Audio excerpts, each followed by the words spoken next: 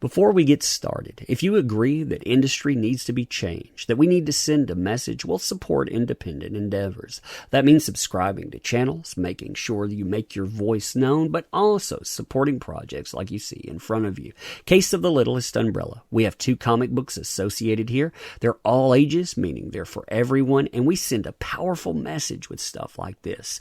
We don't have to lockstep. We can go out and we can defy gatekeepers. Plenty of them out there too. We're going to be talking about a couple in the industry itself, focusing on 2 primaries, but there's plenty of them here. So anyway, stay tuned. Check those out. I'll talk about that more at the end of the video. Hey there. So today I want to join a hot take in motion from one Dan Slott. Now, if you don't know this guy, well, you may know his products out there because he's the writer of Fantastic Four and Iron Man from Marvel Comics. Says so right there.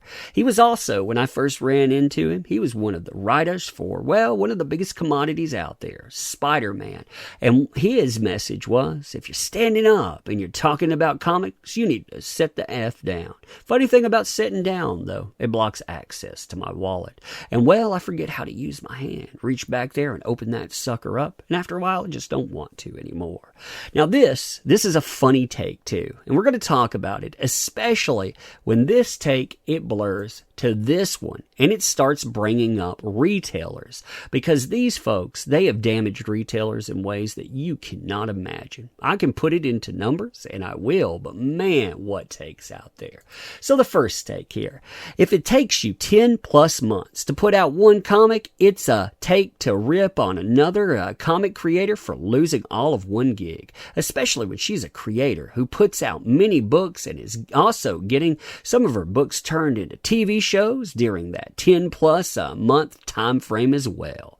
Now it'll also lead to this one.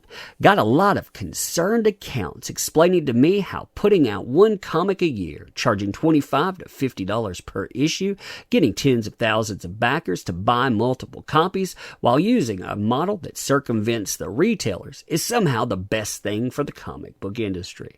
So it led to this. Now, a lot of people back that too. We'll look at them first, but retailers, very interesting they'd bring them up considering. Now, if you look at the last few years in comic books, 2017 saw a 10% across the board decline, meaning money drop off and unit drop off. That means comic book shops, they weren't paying. You also saw 50 comic book shops close down. The year after that sees yet another unit decline. You see it yet again. And this year, well, we're looking at it yet again. More declines. Now, right now, one thing that they love spotlighting is the fact that 0.92% with comics making money in single issues. Almost a 1% up, while they still, of course, decline in units. Now, this, of course, is just to comic shops. It doesn't mean how many they actually move. And, well, 2018 saw another 100 close down, and this year, we may double that. How do they make that money, though? That's the question you should be asking. And well, this is predatory practice. What you see are price hikes to the point that you have $10 comics now. You have $8 comics now. In fact, your baseline has moved away from the $4.99 comic with this top 10 to, well, look at this here. $10 comic, $8 comic, $8 comic, all of these $5 comics and one $4 comic. That is your top 10. Now, if you think about those orders and you think about not being able to move that stuff and what you have on the line with it, how many of those can you not move before you go under? That's the problem that retailers have been having. And well, quality, it's dropped off to the point that people were saying, hey, I don't want this anymore. Now, when they bring that up, you have, well, a world cast and crew of people that'll tell you just what kind of garbage tier person you are. I mean, when looking through this, I actually find quite a bit of fun, folks. I mean, people like this guy here, Now, this guy's words have always stuck with me, especially when I think back to this. There's a wonderful article, in fact, capturing it from Bounding into Comics, where the guy goes out and calls Comicsgate supporters Uncle Now, this is a very interesting little exchange, too. And in fact, I would encourage you to go through some of it. But look at this here. I mean, these statements right here and here.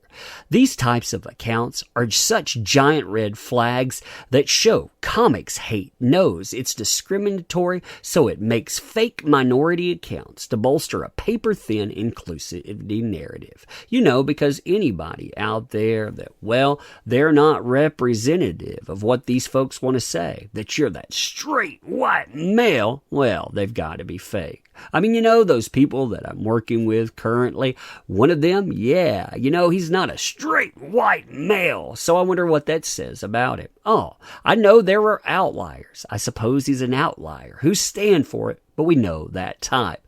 What's that type there? You know what he's saying. Also, he continues, comics hate isn't a conservative thing. It rallies around juggalos. Pause. I can't insult juggalos. Around sexist bigots.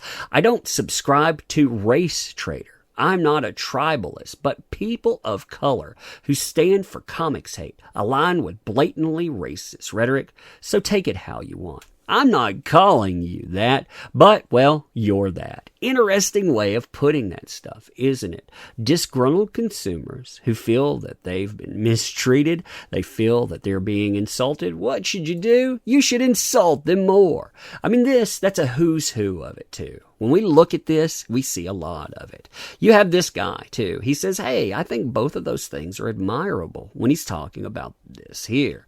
Both make a successful comic and a good living on one comic a year, as well as a creator who puts down a lot of pages and books, and pretending either haven't been equally toxic to each other over a 2-year period is clearly biased. Oh, I disagree. One was minding their own business when they were targeted by a harassment campaign. The other co-opted that campaign to profit off of it. It's disingenuous to, quote-unquote, both sides this. That's a fact. It's not up for debate. It's not up for debate. That's my fact there. Interesting, isn't it? You know, when people are walking away in droves from something, going out and saying, look at what they are there. Harassment campaign. Yeah, says plenty. It says plenty about the company they represent, too. You know, that company that, again, is aligned itself with the most predatory of practices, increasing quantity. They are pumping out more books now than ever before to go out and, again, make money off of a dying distribution system. Meanwhile, of course, we got to hear about the going out and respecting that. But hey, what do we know? Now, when I go through this, like I say, I see quite a few people that I recognize in it. And I have to laugh at that.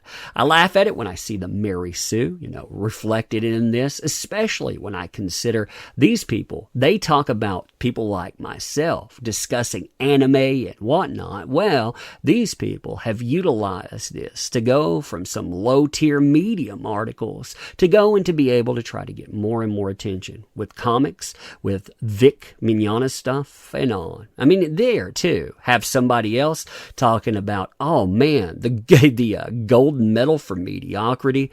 This person's one claim to fame is writing a book called Amazing Gators. And if you want to see mediocrity, well, check that book out. Made a whopping $1,900, but it had to clout ride with people out there. This guy here tells you, of course, that when you go out and you put together crowdfunding, you can't make profit. If you do, that's a sign that you are doing something wrong. Of course, they don't look at that when they're talking about their own folks. They don't talk about it when they discuss those grifters they're aligned with, the Zoe Quinns and on. But hey, what do I know? What do I know, indeed? You have other people like this, other people like that have been in this stuff and harass, defame, threaten. They do some of the worst stuff out there, and they continue to do it time and again. I mean, if you have opinions on something and you've discussed it, yeah.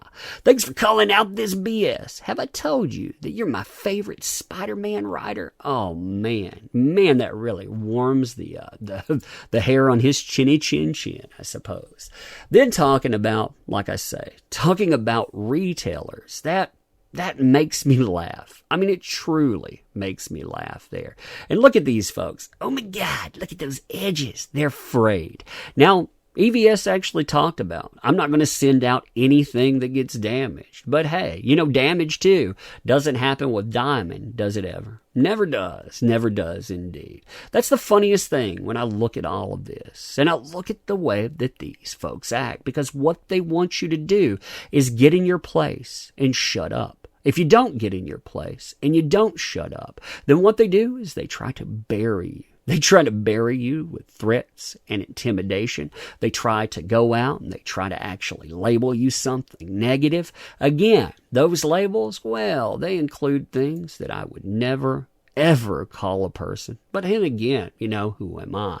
It's like I said, very interesting when you go out and you think that these people are, one, representative of industry.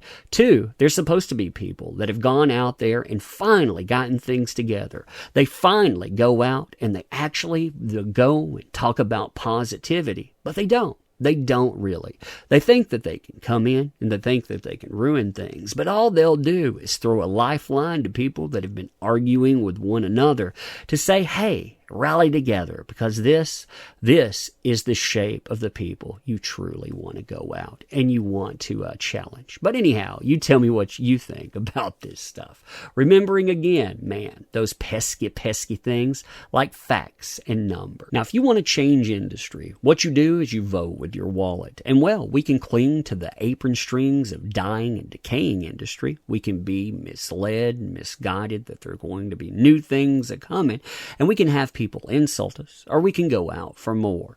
This is the way that we do it. We support our own independent endeavors. And well, this is the case of The Littlest Umbrella. This is an all-ages Lovecraftian tale, plus 2 other tales that are associated with the main book, plus one that laughs about people coming together and trying to deny gatekeepers. Now, anybody can enjoy it. It's not a heavy-handed message in here. It's just one where you can go out, have fun.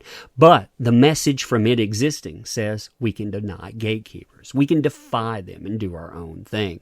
We've been very successful with that, and I thank you for that, but we can continue to be successful. It's in demand currently. We're working on it, so while we're there, if you want to get in on it, make sure you do.